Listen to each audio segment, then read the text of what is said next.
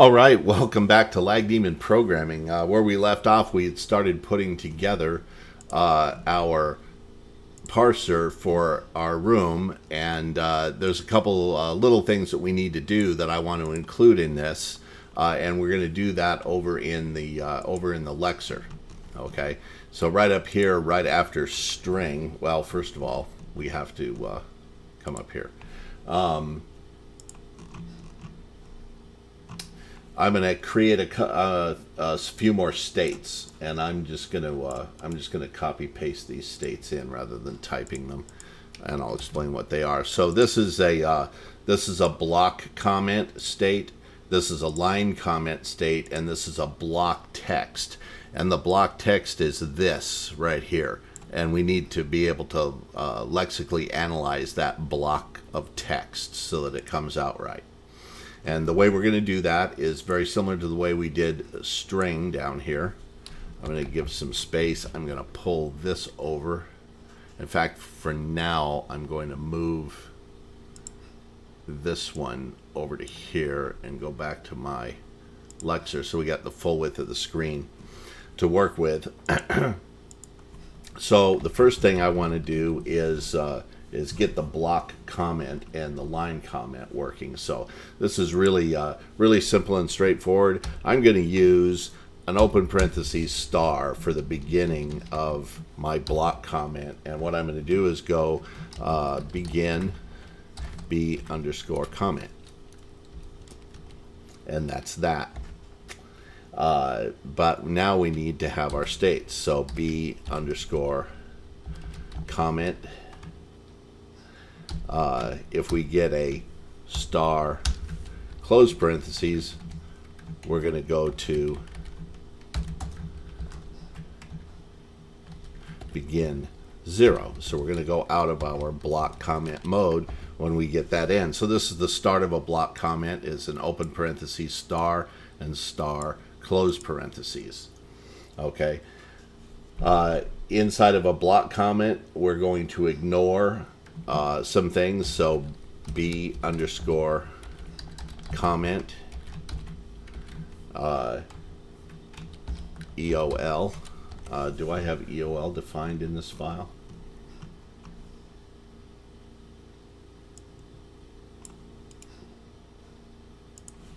Let's see. Up here, there's EOL and all. Yeah, EOL and all. Okay. So if we get an EOL, we're going to do nothing. And b underscore comment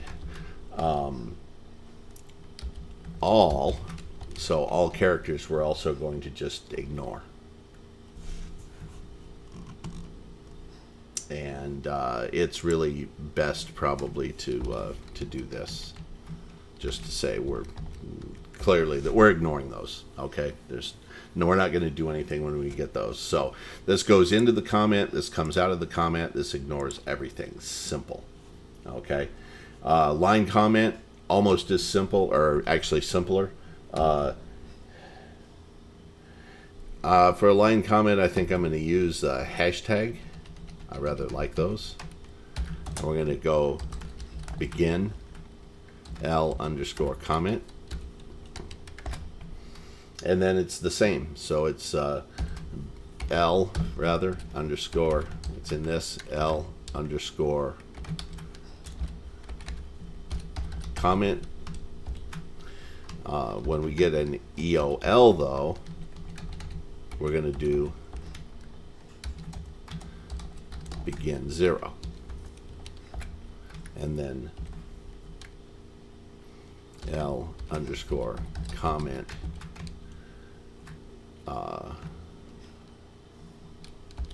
all we're going to ignore. So that takes care of the comments. Now the text, a little more tricky. We got to actually do some processing here for the text. So the text is going to be an @ sign followed by a quote mark, and there's only one of those there. And this is going to do two things. It's going to do a begin b text, which is sort of like block text, and then we need to do our dng underscore clear string buffer dng underscore string buffer.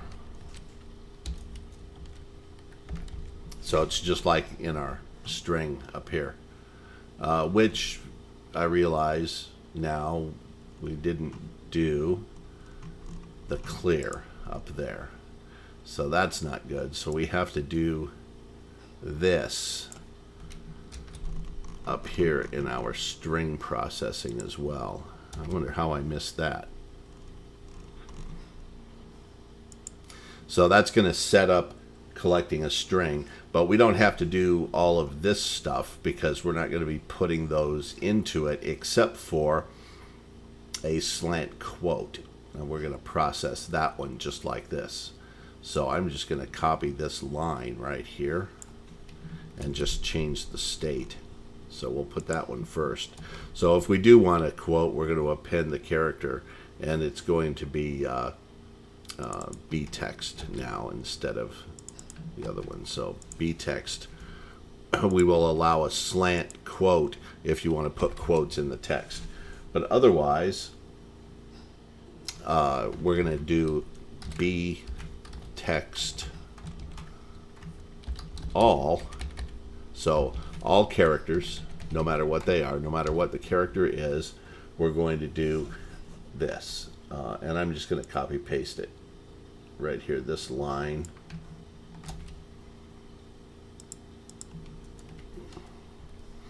So that's going to append whatever character it finds is going to get appended to the buffer. And this quote will be allowed in here. And the reason for that is that when we find a btext quote, and again, I'm just going to copy this line instead of typing the whole thing out. We'll make this go just a little bit faster, and I'll explain it. So when we find a quote all by itself without the slant, because this is a slant saying the slant character followed by a quote,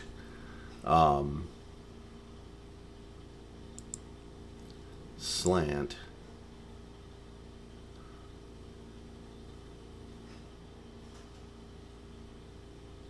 I'm not sure I want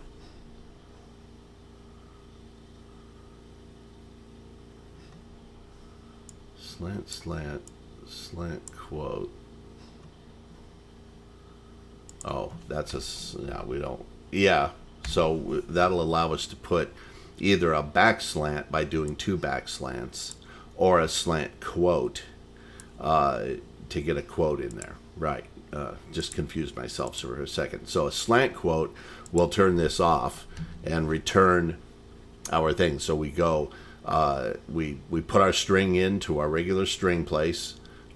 We do a begin 0, and in this case we're going to return t text, which is meaning it's that formatted text, not a normal string. That way we can separate them out from a regular string. So that's all for adjusting that. I think we've got everything else that we need in here. And let's do a make. And why are we having errors now? Okay. DNG string buffer was not declared in this scope. DNG string buffer. What did we call it? Oh, we just called it string buffer. That's why.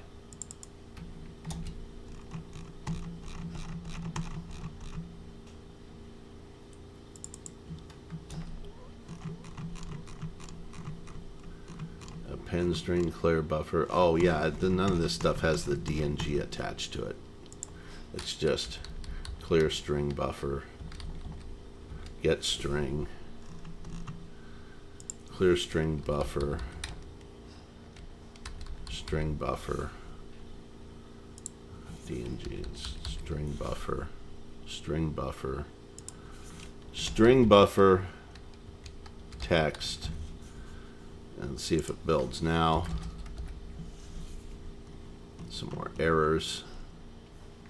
Clear string buffer was not declared in the scope. What do you mean clear string buffer was not declared in the scope? Get string, clear buffer, append char, append string. Okay, so it's just clear buffer. It's just clear buffer. I think I must have, and this is probably just get string. Yes, it is. String buffer. All right, let's see if this works. Of course not. Clear buffer was not declared in the scope. What do you mean clear buffer? What am I getting wrong here? Clear buffer. Oh, clean buffer. I meant that to be clear buffer. I don't know how that happened.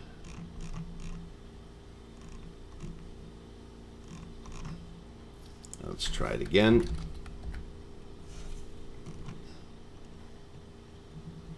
DNG append char. Yep, I missed one again. Okay, so naming conventions, I changed them and messed myself up. There, it built. What do you know? So now we can run this thing here and look at that. This is some formatted text that can be contain new values, tabs on the syntax error, text, unexpected string. So it is collecting that. It is collecting that text out of there. So let's go over to our parser.y. Here's our display name is a t-string and text followed by t-string, or it can be text, the keyword text followed by O. That's a problem. This is text.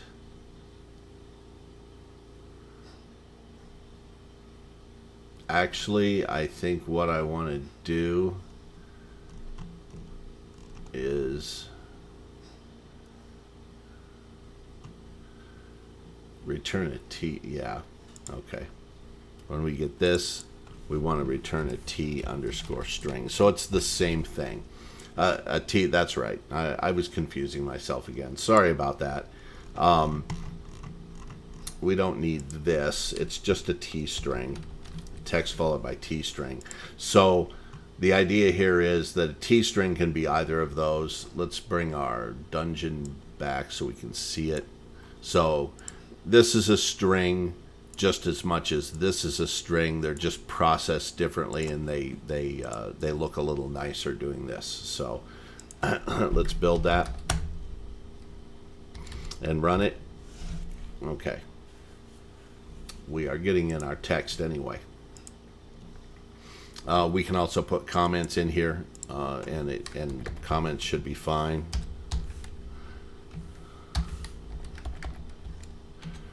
This is a block comment, and when we run it, it shouldn't care about the block comment. It said this is a block comment. Why did it do that?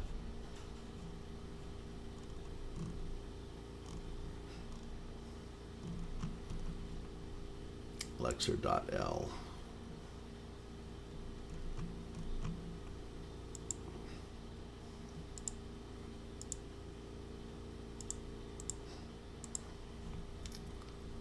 Why would it be printing that out? In fact, why I'm not sure why it's printing out the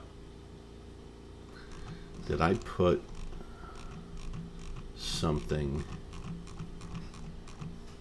in to print stuff? I don't think so.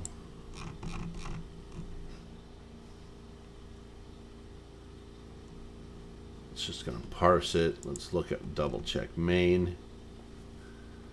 No. That's a bit odd that it would be printing out this is a block comment.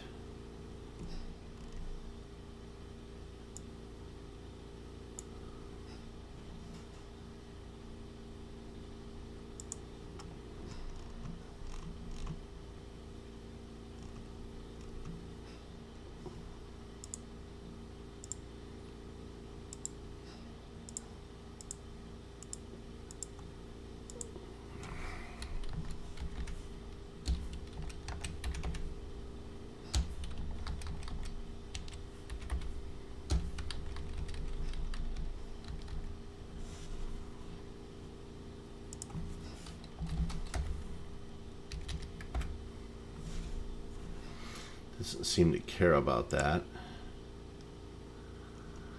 Did I turn something?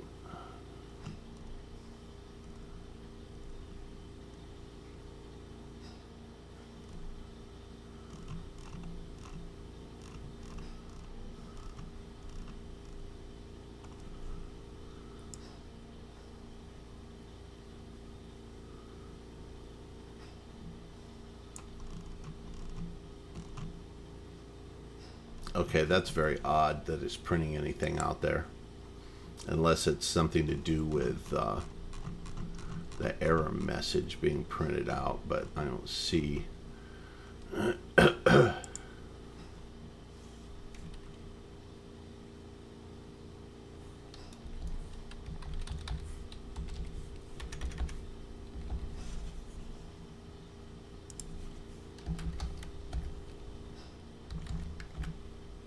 No, it's not to do with that. Huh. Well, anyway, we'll keep plugging away here and we'll get these items put in. All right, so the next thing we've got to do is item. So an item is the keyword item followed by an ident, followed by a t-string,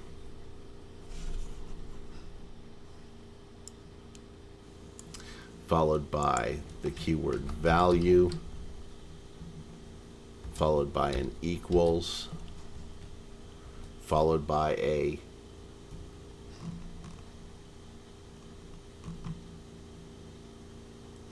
int, followed by an int. We'll just say it's an int. So that takes care of item. Unique item is the same as this, except it starts with unique. And I think I actually want the long, no, it doesn't matter because they start with different. So let's see if we get past the item concept here. Unexpected ident, expecting value.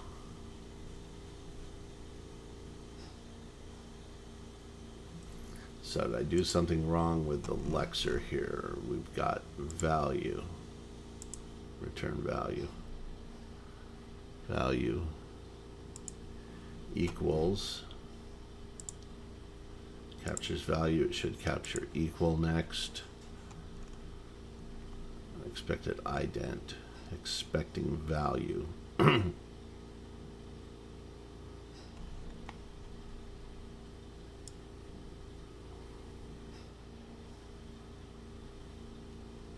Oh, that's why. Value's got to be capitalized.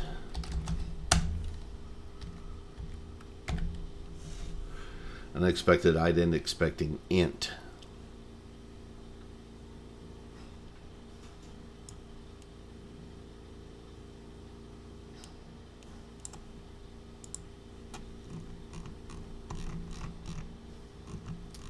Probably because, so I should be, am I not parsing? I'm not parsing integers.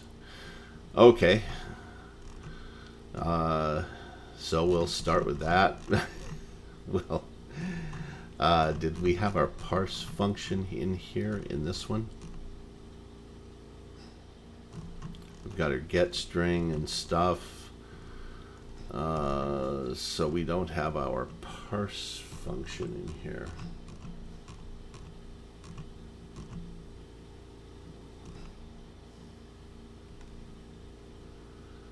So I'm just going to copy paste that in.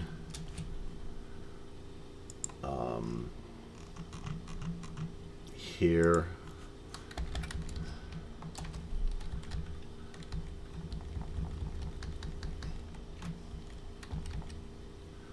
I'm going to make it static. And we'll just tap this stuff over. And I'm going to change this to parse number. And then we need to process an int, and we'll do that up here. Int. And what we'll do is we'll go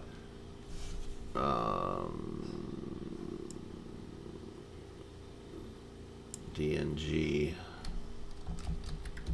lval dot. I need this one over here.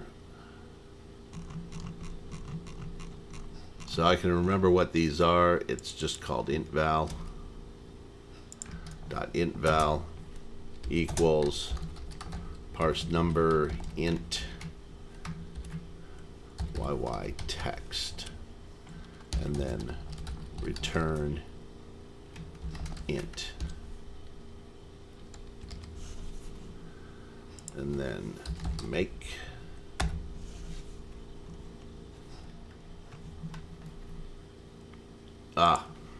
well, that's an easy one. We just got to include, oh, we got a string.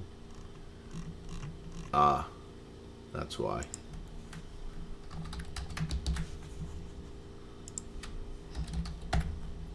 There we go. It compiles, and now unexpected room, expecting description. So we're moving on down through this. So let's go in here and see what happens if I just do my block comment around these two rooms and see if it compiles everything. Unexpected description or unique or item.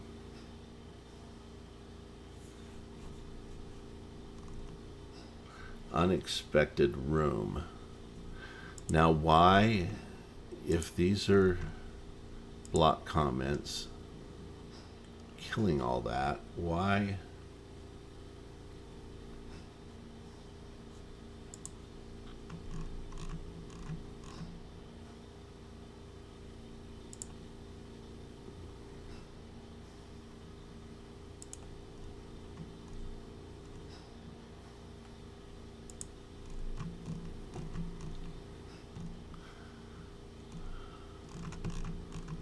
Oh, I know why. I think I know why. I think that has to be that.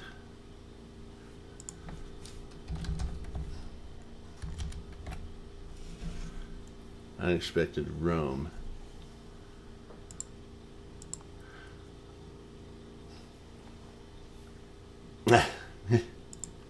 So there's always some sort of little flaky thing. Now it shouldn't care about this open parentheses because it should be finding this one first. Maybe this, and it shouldn't care about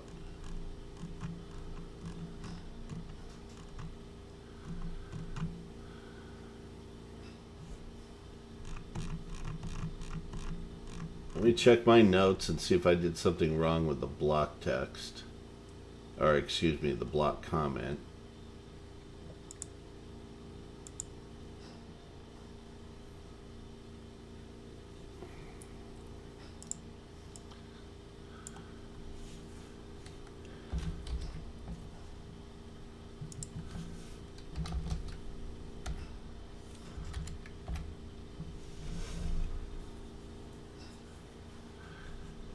And beat text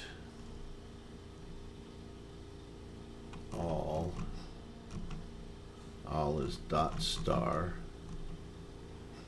Yeah. Now why is it not doing this? This all is should be fine in here.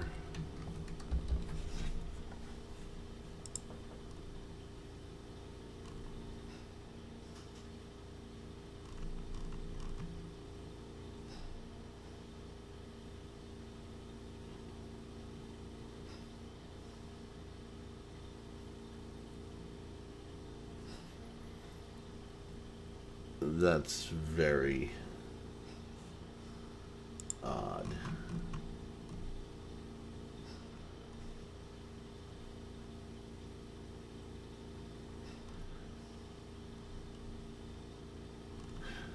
Well, anyway, what I'm going to do is just temporarily delete them, and we'll see if all of that completely compiles, and then we'll wrap this. So here's that. Unexpected error room, expected just, oh, okay, room, oh, I didn't comment them all, that's why. Okay, silly me. Now they're all commented out. And there. Now the question is, why is it printing out this formatted text? That's really odd. There's the end of the string. Why is it printing that out? It shouldn't. It should just be putting it. Do I have... Did I do something weird?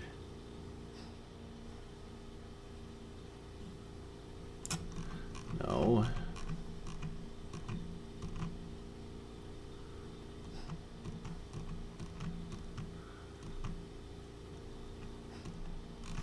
No.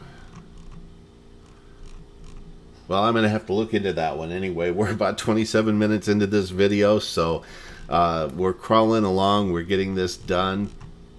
Compiler design can be a little bit tedious, even for a fairly simple compiler. I will look into why this text is printing out on the screen when it should just be consumed and sent over as text. I don't quite get that. There's no reason for it to print out. I see nothing in the code that would print that out, but there has to be something odd going on. So anyway, thanks for watching. I hope you liked the video. If you liked it, hit that like button. If you really liked it, hit that subscribe button, and I will see you in the next video. Thanks for watching.